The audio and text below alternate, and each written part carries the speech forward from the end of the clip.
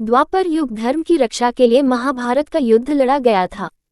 कुरुक्षेत्र में लड़े जाने के कारण इसे कुरुक्षेत्र का युद्ध भी कहा जाता है। इस युद्ध की सबसे विशेष बात यह थी कि इसमें भगवान श्री कृष्ण स्वयं अर्जुन के सारथी बने थे। ये भयावह युद्ध कुल 18 दिनों तक चला। क्या आप जानते हैं कि इसके 18 दिनों तक चलने के पीछे भी एक खास कारण छुपा हुआ है?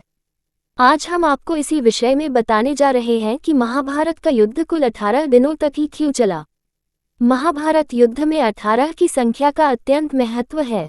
ऐसा इसलिए क्योंकि महाभारत ग्रंथ में कुल 18 अध्याय हैं। भगवान श्री कृष्ण ने कुरुक्षेत्र के मैदान में अर्जुन को 18 दिन गीता का ज्ञान दिया था।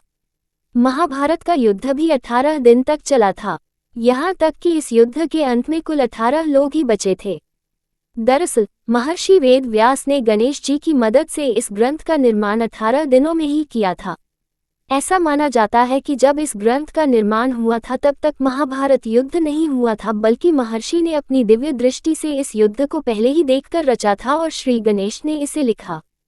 इसी कारण महाभारत ग्रंथ के 18 अध्याय 18 दिन में लिखे गए थे, यानी कि एक अध्याय एक दिन में और उसी अध्याय के अंतर्गत होने वाली घटनाएं घटित हुईं।